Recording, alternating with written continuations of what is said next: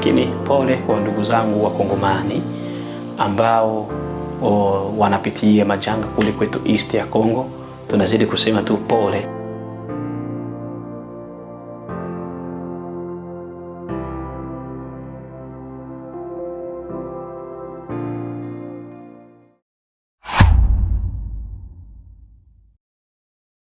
Bwana Yesu asifiwe. Ndugu mtazamaji unanitazama, si mwingine hapa ni mimi Joel, si mwingine hapa ni mimi Prophet Joel Ehomba Londani kutoka hapa kwetu Australia. Leo hapa kwetu Bwana tunazidi kushukuru Mungu kwa vile anavyozidi kutupenda, kutuonekania, kutuongoza kwenda kanisani kurudi, kwenda makazini kurudi. Ni hali ya kushukuru Mungu.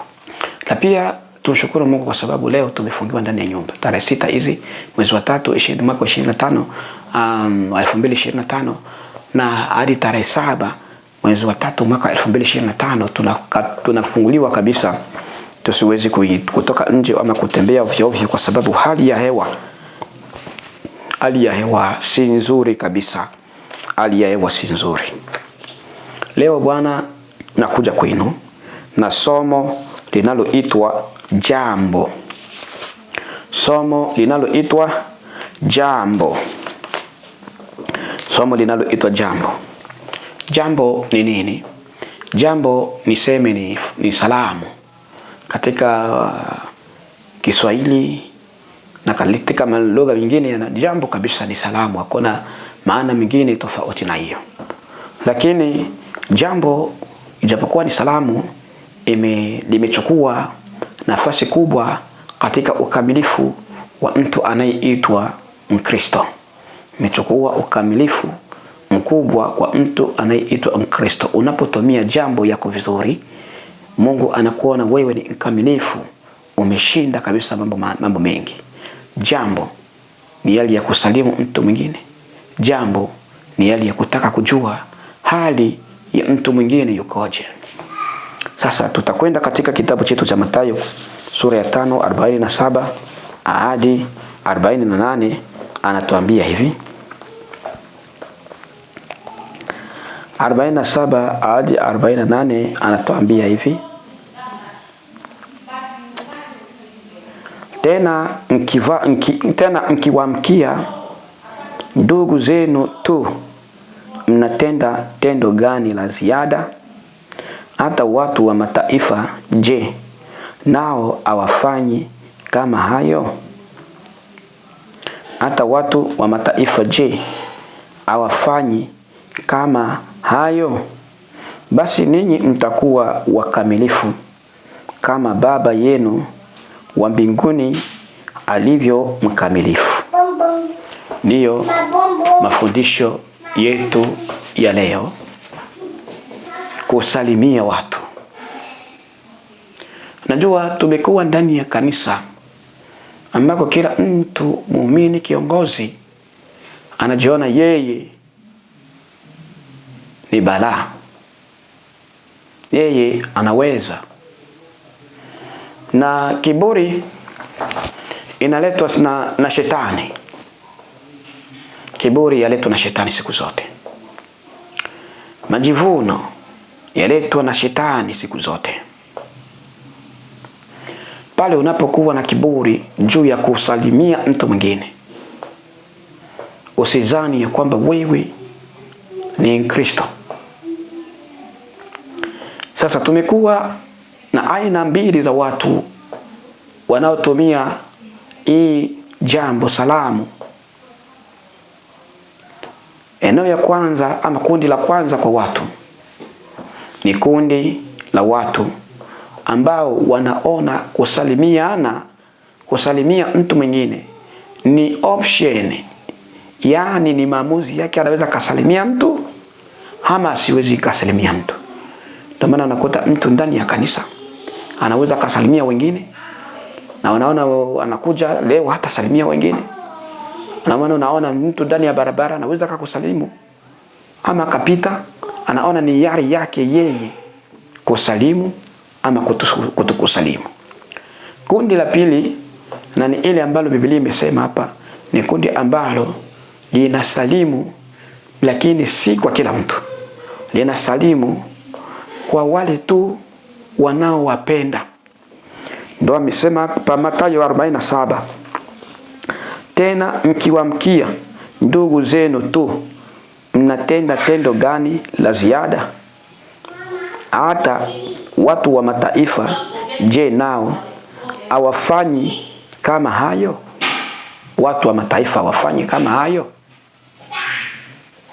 Kila wakati wanasalimu ndugu yako tu, kila wakati wanasalimu ndugu yako. Biblia imekuja kutuuliza hali hiyo, haujui kama mataifa na wao wawasalimu ndugu zao? Haujui hivyo? Hauelewi hilo? Hautambui hilo ya kwamba mataifa nao wasiojua Mungu, walevi, wachawi, wanasalimiana wao kwa wao, wanasalimia mchawi mwenzake, malaya anasalimia malaya mwenzake, mwongo anasalimia mwongo mwenzake, toaji wa mimba anasalimia toaji wa mimba mwenzake. Na wewe mtakatifu unafanya the same, unafanya sawa sawa na vile ambao mataifa wanavifanya. Kwa hiyo wewe na mtaifa ambaye haji kanisani mnafanya neno moja tu, only neno moja. Na kama bado matendo yako yangali sawa sawa na matendo ya mataifa, usizani wewe ni wa kwenda mbinguni. Hapana. Tomara 44 ikaja ikatuambia ya kwamba basi ninyi mtakuwa wakamilifu kama Baba yenu wa mbinguni alivyo mkamilifu. Mungu ni mkamilifu, kwake hakuna kiburi. Anyesha mvua wa waovu na wema, jua la wakia waovu na wema, hawabariki wote bila ubaguzi. Sasa tunapokuwa tuna ubaguzi katika hali ya kusalimia watu wengine, kujua hali za watu wengine, tunakuwa wabaya ambao wamo ndani ya kanisa, tunajiita watakatifu lakini hatujakamilika mbele za Yesu Kristo. Jambo ni neno ambalo limekuja kukuweka wewe kuwa ukamilifu wa kwenda mbinguni. Unajua tuko na utakatifu na tuko na ukamilifu. Kama ungali unabagua, uwezo kusalimia mtu kwa sababu ni mzungu, uwezo kusalimia mtu kwa sababu ni mlevi, na umo ndani ya kanisa umjue wewe ni mtakatifu, lakini bado haujakamilika kama alivyo Baba wetu wa mbinguni. Sasa watakao ingia mbinguni si watakatifu tu, bali ni watakatifu waliokamilika, walioeneza yote. Unaona jinsi gani kusalimia mtu inaonekana la kawaida, lakini Biblia inakuja kuonyesha kumsalimia mtu mwingine katika maisha inakuja kuonekana ni jambo ambalo kukufanya wewe kuwa mkamilifu kama Baba yako wa mbinguni alivyo mkamilifu. Anasema, kwa nini mnamkia watu ndugu zenu kila wakati ndugu zenu? Acha kwanza tuangalie Mathayo. Huyu Mathayo 5:21 anatuambia nini? Anasema, mmesikia watu wa kale walivyoambiwa, usiue, na mtu akiua itampasa hukumu.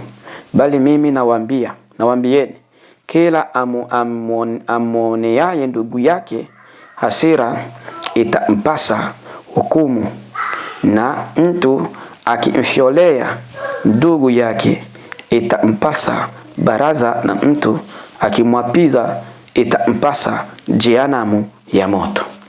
Yesu Kristo, mwalimu wa kila siku, amekuja kutuongoza katika ukamilifu. Zamani walikuwa wanasema ya kwamba usiue, lakini sisi wa leo tunaambiliwa, yani ili usiue ya watu wa zamani, Agano la Kale, wakuwa naona huko kwenye action ya kuua, unakata mtu kichwa, unakata mtu miguu, mikono na tumbo, na lipasua mtu amekufa. Wanasema usifanye hivyo. Lakini sisi walioitwa katika utakatifu na ukamilifu wa Agano Jipya, Yesu anakuja kutukazia ili tu wakamilifu kama Baba aliye mbinguni. Anasema, bali mimi nawaambieni, kila amuonaye ndugu yake hasira itampasa hukumu. Kwa hiyo hasira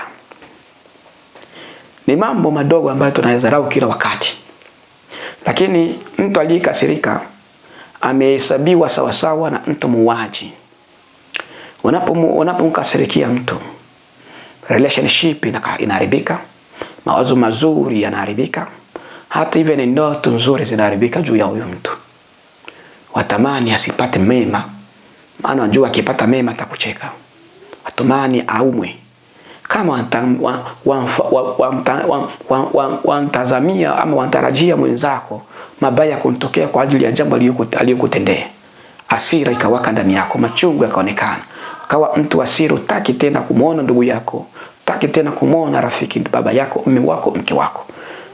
Hasira imewaka.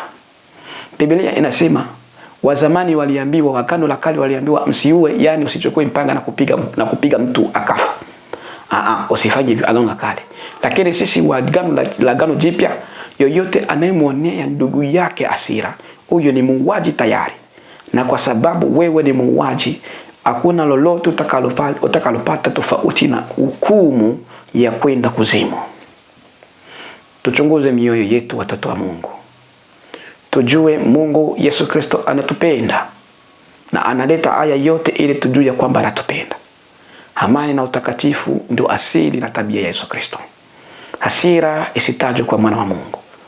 Na kama kuna mahali wakasirika, kumbuka kutubu haraka na kusamehe. Maana maandiko yanasema muwe na hasira lakini msifanye nini? Msitende dhambi. Unapoona wamekasirika, usikubali jua liingie bila wewe kumuona mwenzako uliyemkasirikia. Usikubali kulala na vinyongo na hasira. Ujue ukifanya hivyo wajihesabia kwenda jehanamu kwenye hukumu. Baada ya hapo akasema, bali mimi akasema, na mtu akimfiolea ndugu yake itampasa baraza. Kumfiolea mtu, kumsuza mtu, kumuona mwenzako kama ni mbwa fulani. Unapofanya hivyo unahitaji baraza la ushauri, na kushauriwe, unahitaji masitaka yafunguliwe. Ni hukumu ile ile tu, sidhani kama kuna jema hapo. Akasema tena, na mtu akimwapiza itampasa jehanamu ya moto. 22 akasema,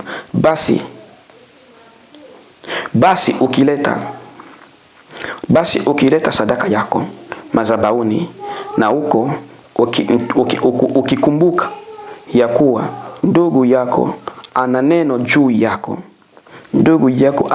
yako, iache sadaka yako mbele ya madhabahu, uende zako upatane kwanza na ndugu yako, kisha urudi uitoe sadaka yako. Kabla ya kuenda hapa, tutakwenda kuona ndugu yangu ni nani. Acha kwanza tusome kitabu cha Luka, tutarudi hapa tena ili nikuonyeshe jambo ambalo Kristo anataka sisi kulijua. Tutasoma Luka sura ya 8 mstari wa 19 hadi mstari wake wa 21. Anasema nini? 8:19 anasema hivi: wakamwendea mama yake na ndugu zake wasiweze kumkaribia kwa sababu ya mkutano. Akaletewa habari akiambiwa, mama yako na ndugu zako wamesimama nje. Samani.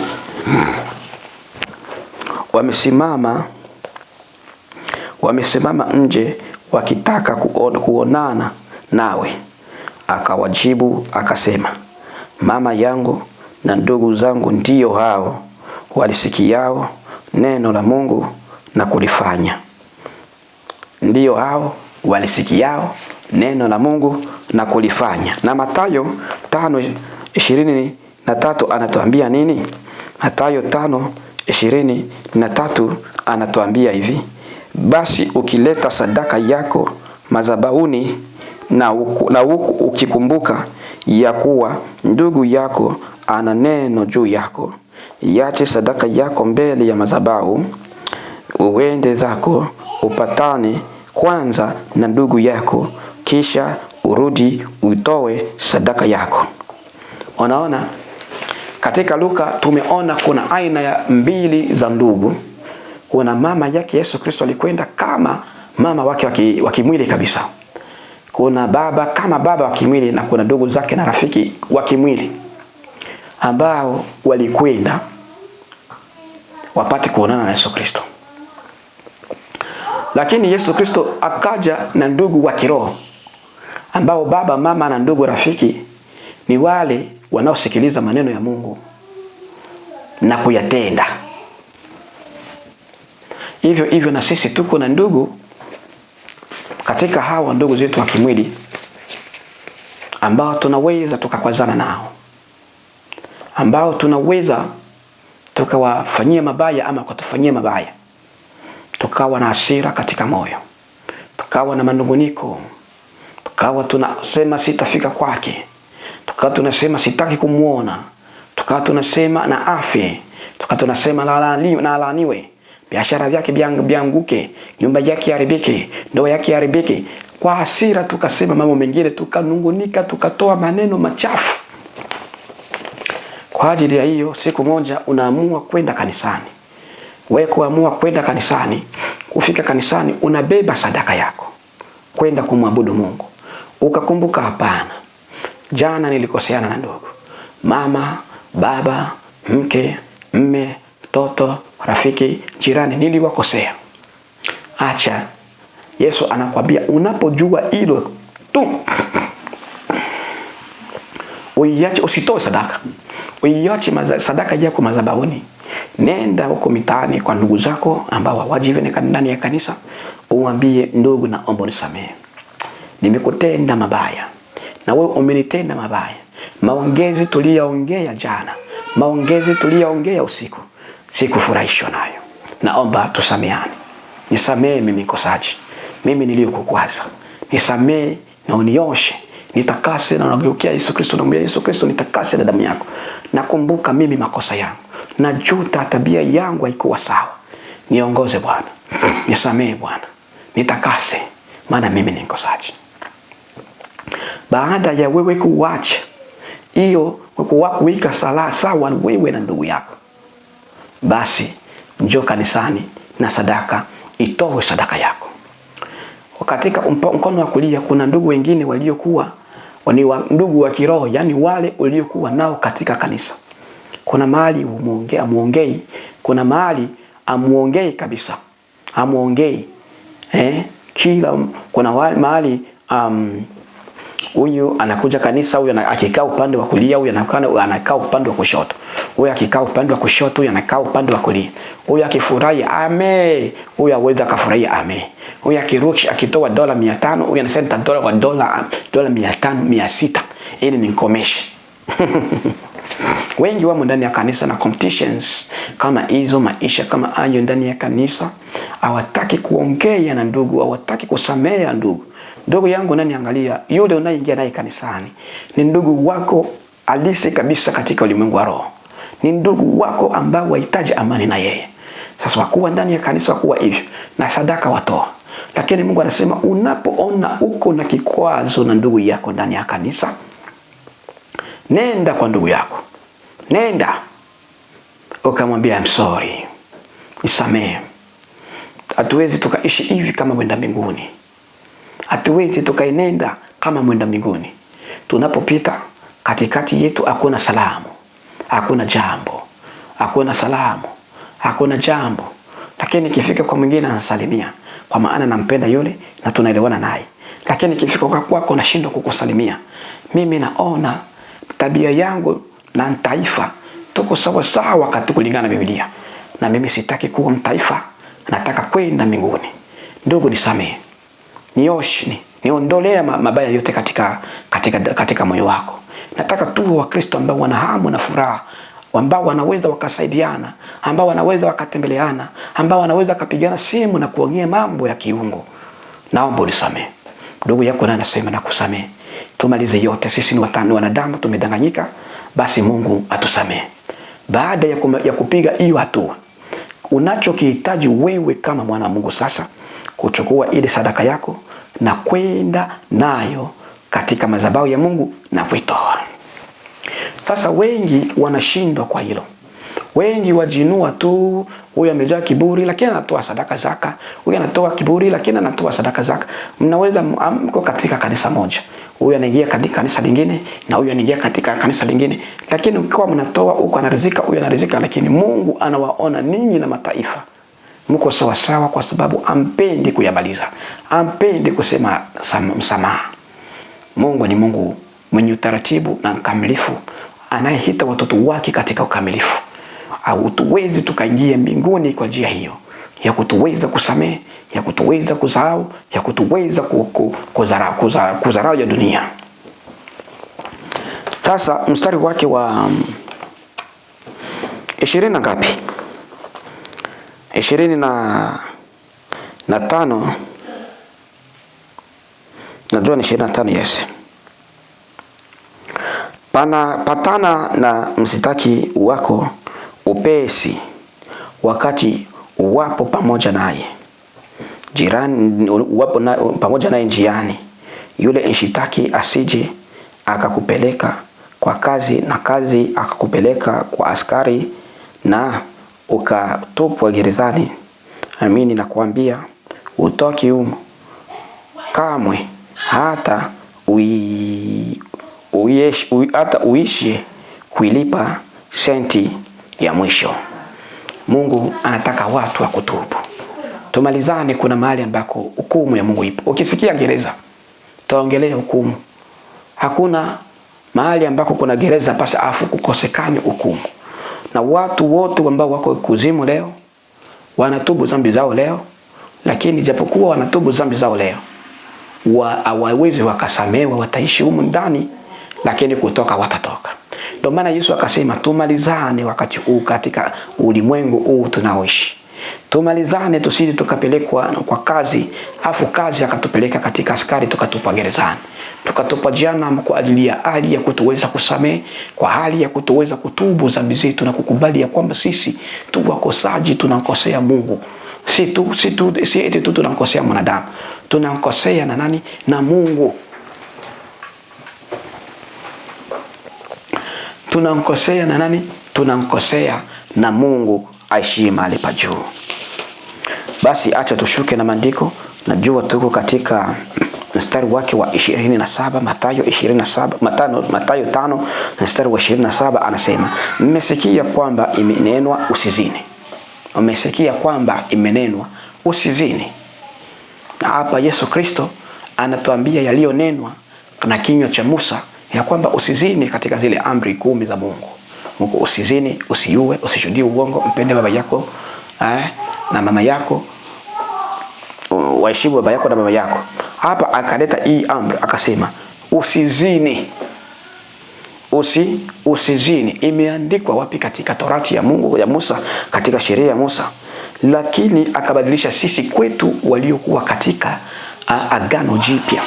Akasema, lakini mimi nawaambia, kila mtu antazamaye mwanamke kwa kumtamani amekwisha kuzini naye moyoni mwake. Mimi sasa nakuja kuwaambia ya kwamba 28, yoyote anayemtazama mwanamke na macho ya kumtamani, tayari huyo ameshazini naye, ameshafanya naye mapenzi ya ndoa, ameshalala naye, ameshambebesha mimba. Sasa Agano la Kale walikuwa wanaangaliwa kwenye action, kwenye matendo. Yaani unapokwenda kwenye nyumba, kufungua nyumba hivi, kaona watu wanafanya mapenzi, wanazini hao, unawakamata watu wawili, unapeleka kwa wakuu. Huyo anahukumiwa, wanapigwa mawe. Zamani walikuwa wanapigwa mawe kabisa, wanapotea mbali kabisa, wanakufa. lakini Yesu akatutoa katika tu action, zile action za wewe unaingia kufanya ile tendo la ndoa. Akatuingiza katika mtazamo wa roho, even hata katika akili, katika moyo, waweza ukazini na mwanamke, waweza ukafanya umalaya na mwanamke. Akasema mimi nasema nawaambia, yeyote amtazamaye mwanamke kwa macho ya kumtamani ameshazini naye tayari katika moyo, katika roho. Angalia jinsi unavyolala na wanawake. Unajidai wewe haujatoka katika ndoa yako, lakini waenda shule, waenda sokoni kununua mavazi mafupi, wanaume wote watamani mapaja yako. Waenda shule kwa sokoni kununua mavazi yaliyo bana, wanawake wote watafanya nini? Wafurahia, wanaume wote watamani makalio yako. Kifua chako mwanamke wakiweka wazi, wanaume wote watamani kifua chako. Mgongo wako, tumbo lako waliweka wazi mbele ya wanaume wote, sokoni, kazini, barabarani, mitaani, popote pale. Wote walio hapo waangalia na wanakutamani. Uwezo ukajua na sometimes waweza ukajua. Biblia ikasema kwa ajili ya hiyo wote waliokutamani, kwa ajili ya mavazi yako mafupi uliyoyavaa, kwa ajili ya kuweka makeup ukapendeza, na ili hata mtu akasema wow. Mwanamume akasema wow, wewe ni mwanamke kabisa, hauna sura, hauna paja, hauna kalio, hauna kifua. Akatamani. Ameshalala na wewe. Sasa jiulize, toka uanze kutembea uchi, uanze kupaka makeup, kucha fiki, kubadilisha rangi ya ngozi, kuonyesha machupi yako, makalio yako manabanisha kwenye vazi. Jiulize, toka uanze hivi miaka 10 iliyopita hadi sasa umeshalala na wanawake wangapi na wanaume wangapi? Wewe kumbe ni malaya, na unasema mimi naolewa na mume wangu mmoja, lakini katika ulimwengu wa roho unaonekana wewe ni malaya. Angalisho na unavyovaa. Angalisho na unavyovaa. Kuvaa kwako kukishusha mtu kuzimu, usizani wewe umeokoka, bali wewe pia umeshuka kuzimu na yeye. Sasa wewe kwa sababu ni mwanamke, wafika kule na makalio wazi na vingine wazi, wanasema tumekuhukumu wewe mwanamke kwa sababu umefanya umalaya na wanaume 200. Akasema mimi wao wanaume 200 nimelala nao wapi? Akasema umelala nao kivipi? Wanakuambia yeyote antazamaye mwanamke kwa macho ya kumtazama ameshalala naye pia katika roho. Sasa wanaume wamekutamani, mapepo na mashetani wanakuambia hukumu yako kule, ama Yesu Kristo anakuambia hukumu yako kule. Kwa maana wale wanaokwenda kuzimu sasa wanasomewa Biblia na mashetani, wanatupwa huko, wanahukumiwa, wanaambiwa makosa yao kwenye screen TV huko, wanaonyeshwa wewe ulitembea nusu uchi. Kwa hiyo kile ulipopita wanaume karibia 3 4 walikuwa wanakutamani. Na ile hali ya wako kutamani kulingana na ndiko ile imekufanya wewe kuwa malaya katika ulimwengu wa roho bila wewe kujua. Kwa ajili ya hiyo msichana mwanamke wahukumiwa kwa kosa hilo. Ndio maana Kristo anahitaji kanisa lililovaa la kujisitiri. Wanawake wanapovaa la kujisitiri inapunguza kabisa percent kubwa za kutamanika. Percent kubwa za kutamanika. Ndio maana inatoa ondoweni miungu yote ya makeup. Wanapoweka makeup wanajiweka tayari wewe ni malaya. Utatamanika. Mwanamume unapoangalia mwanamke kwa kutazama umeshalala naye, utahukumiwa kwa kosa hilo. Sasa acha tuangalie Mathayo huyo 40 yake na 3 hadi 46. Anasema hivi, mmesikia kwamba imenenwa mpende jirani yako na umchukie adui yako. Imenenwa wapi? Katika Torati ya Musa. Yesu anatoa watu katika msingi wa Agano la Kale, anawaingiza katika agano lililokamilika, agano jipya. Maana agano la kale lilikuwa bado kukamilika.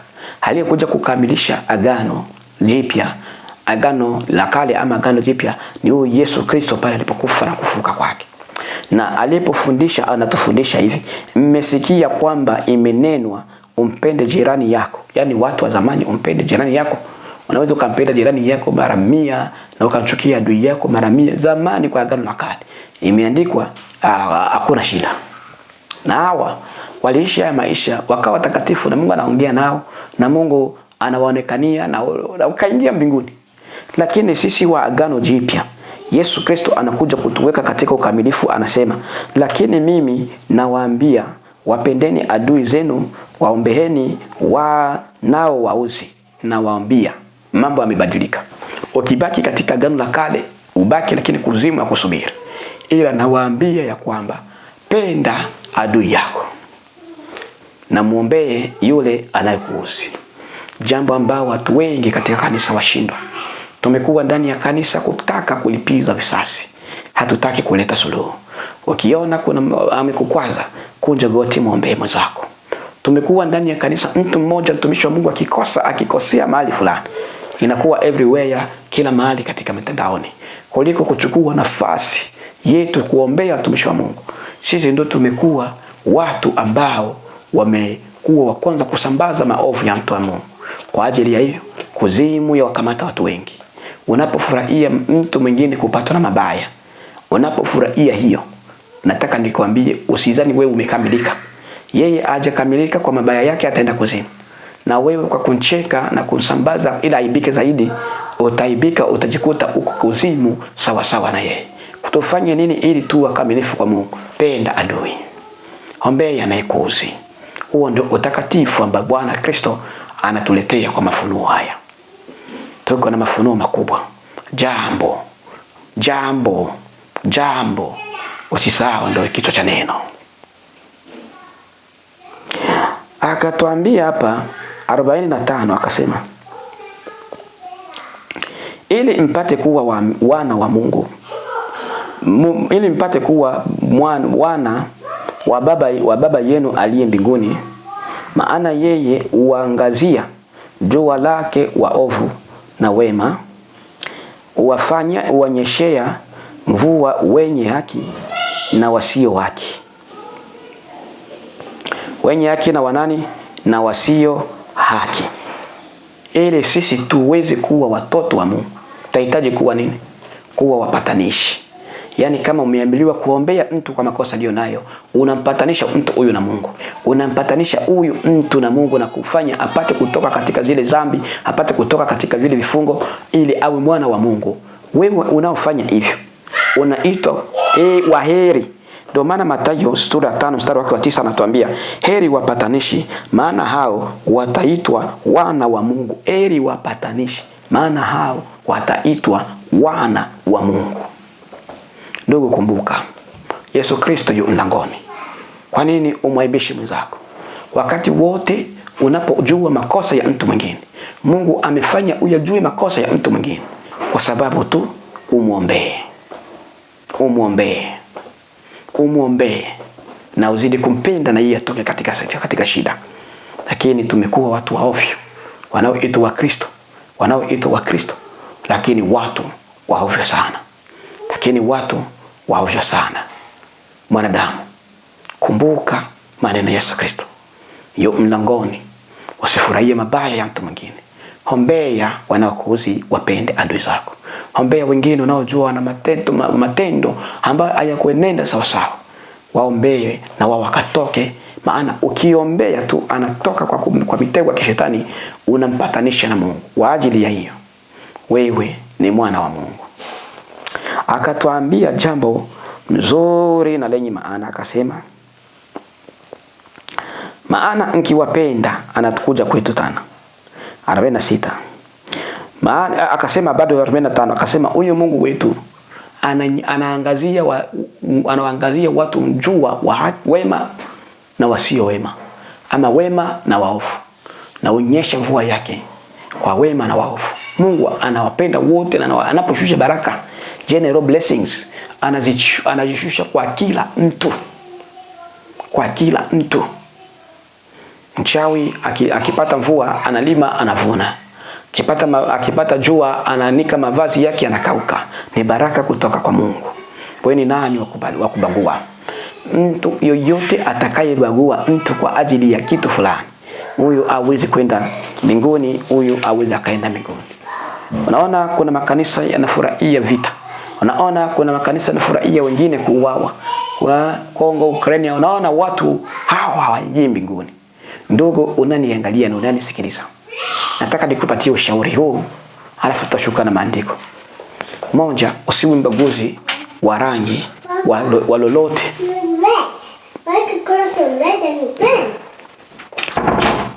Usiwe mbaguzi wa rangi, wa elimu, wa kiela. Ubaguzi wa aina yoyote usifanye kama mtoto wa Mungu. Usitembee nusu uchi. Usiweke kucha feki. Usigeuze rangi ya ngozi yako. Usiweke makeup. Usiweke tilo. Usiweke rouge rebeze ama lipstick. Usiweke hereni, usiweke chains, usivae mavazi ya kuchanika. Mwanamume usivae ulegezo, mwanamke usivae suruali. Usipende hela. Kuwa na amani na watu. Nataka nakwambie wewe ni mwana wa Mungu. Kwa matendo hayo utaingia mbinguni. Acha tusome sasa 46. 46 akasema, maana mkiwapenda wanaowapenda ninyi, mwapata sawabu gani? Hata watoza ushuru, je, nao hawafanyi yayo hayo? Kila siku unasalimia tu yule yule unayompenda. Jambo. Ukiona mwingine ukiona mwingine huyu ni mzungu siwezi nikasalimia, huyu ni Mwafrika siwezi nikasalimia, huyu ni Mrundi siwezi nikasalimia, huyu ni Mkongomani siwezi nikasalimia, huyu ni Mtanzania siwezi nikasalimia, huyu ni Muganda siwezi nikasalimia. Tukiwa hivyo na tumo ndani ya kanisa, tunawasalimia wale ambao tunawapenda tu. Tunawatendea mema wale ambao tunawapenda tu. Je, amjui mataifa watoza ushuru yani wenye dhambi? Ujui kama na wao wanafanya mambo kama hayo kama wewe uliokuwa ndani ya kanisa? Umekuwa ndani ya kanisa lakini matendo yako bado yanashindwa, yanalinganishwa sawa sawa na matendo ya mtoza ushuru. Ujue kuingia kwako mbinguni si rahisi. Kwa nini nasema hivi? Kwa sababu Mathayo 5:40 na 5:20, Mathayo 5:20 anasema hivi, maana nawaambia ya kwamba haki yenu isipozidi hiyo haki ya waandishi na Mafarisayo, hamtaingia kamwe katika ufalme wa mbinguni. Sasa bagua unavyotaka, imbisha kwayo unavyotaka, uko na bagua. Tabiri unavyotaka, uko na bagua. Fundisha unavyotaka, uko na bagua. Nenda kanisani unavyotaka, uko na bagua. Unamsalimia tu yule unayompenda, unatendea mema tu yule unayempenda. Kwa ajili ya hiyo ujui wewe 46 najua, maana mkiwapenda wanaowapenda ninyi, mwapata sababu gani? Mkiwapenda mnaowapenda ninyi tu mnapata sababu gani? Tuondoe limitation kwa watu. Ijapokuwa watu hawatatupenda, lakini sisi tuliokuwa katika kanisa tuonyeshe ya kwamba tuko tofauti na wao. Taweza tukasalimia mataifa, taweza tukasalimia wasiotupenda, tunaweza tukawapenda wasiotupenda, tunaweza tukawaombea wanaotuuzi. Lakini tukisimama kwa wale wanaotupenda, yani tunafanya exchange. Na ananipa na mimi nampa. Ananipa na mimi nampa. Tukiwa tunaendelea kufanya hayo, Biblia inakuja kutuliza swali. Hata watoza ushuru, anasema hata watoza ushuru, je, nao hawafanyi yayo hayo? Mathayo 5:20 yake akatuambia, maana nawaambia ya kwamba haki yenu isipozidi hiyo haki ya waandishi na Mafarisayo, hamtaingia kamwe katika ufalme wa mbinguni. Jichunguze ndugu yangu. Jishushe. Jione wewe si kitu mbele za Kristo. Wewe ni mbwa, wewe ni bure. Unapokuwa na kiburi, hufai kabisa. Hufai. Sasa, tufanye nini? Jione wewe umeitwa kwa kuangaza nuru yako, matendo yako. Ukawaangazie watu huko kwa kusalimia hata yule ambao unaona yeye anajua anakuchukia. Lakini anapokutana wewe ni kama kwamba wewe ujui kama wewe unamchukia. Wansalimia. Wamuonyesha upendo, wamuonyesha samani. Ukifanya hivyo, wakuwa tofauti na wao. Kwa maana mataifa na watoza ushuru, limitation yao iko kwa wao tu. Lakini kwetu sisi tuwafanyie na wanaotuuzi, na wao waliotuchukia, na wao wasiotupenda, tuwatendee mema. Ndio tumeitwa sisi watumishi ama watu waliokuwa katika kanisa la Mungu. Ndio maana akasema mkiwapenda, maana mkiwapenda wanaowapenda ninyi mwapata thawabu gani? Hata watoza ushuru je, nao awafanyi yayo hayo? Tena 47, tena mkiwamkia ndugu zenu tu, mnatenda tendo gani la ziada? Hata watu wa mataifa je, nao awafanyi kama hayo? Bwana Yesu asifiwe. Bwana Yesu atukuzwe. Unaona jinsi ilivyo kusalimia. Ukiwa unasalimia yule anakusalimia kila siku, na unjua unampenda kila wakati. Hujui mataifa wanafanya hivyo. Sisi kama tulioitwa wana wa Mungu, tumeitwa kwa kuhakikisha tunafanya vilivyokuwa extra. Kama mimi namsalimia tu yule ninayempenda, na yule ninayempenda ananisalimia kwa sababu na yeye ananipenda, na mtoza ushuru na mataifa anafanya hivyo hivyo, tungali sawa sawa, tuweze tukaingia mbinguni. Tufanye nini? Haki yetu iwe juu sasa, isiwe sawa sawa na waandishi wa Farisayo ambao Mungu anawaita ni wanafiki. Yesu Kristo anawaita ni wanafiki. Tufanye nini? Sisi tuwasalimie, tuwaombee wanaotuuzi, tuwapende adui, tuwasalimie hata wale wasiotupenda. Unajua kabisa huyu mtu anipendi, lakini kwa ajili ya Kristo lazimika kufanya hivyo. Mtoto wa Mungu, mafunuo ndo hayo. Asanteni. Si mwingine ni Prophet Joel Eomba Mlondani kutoka hapa kwetu Australia, na amani ya Bwana iwe nanyi. Tukutane siku nyingine tena.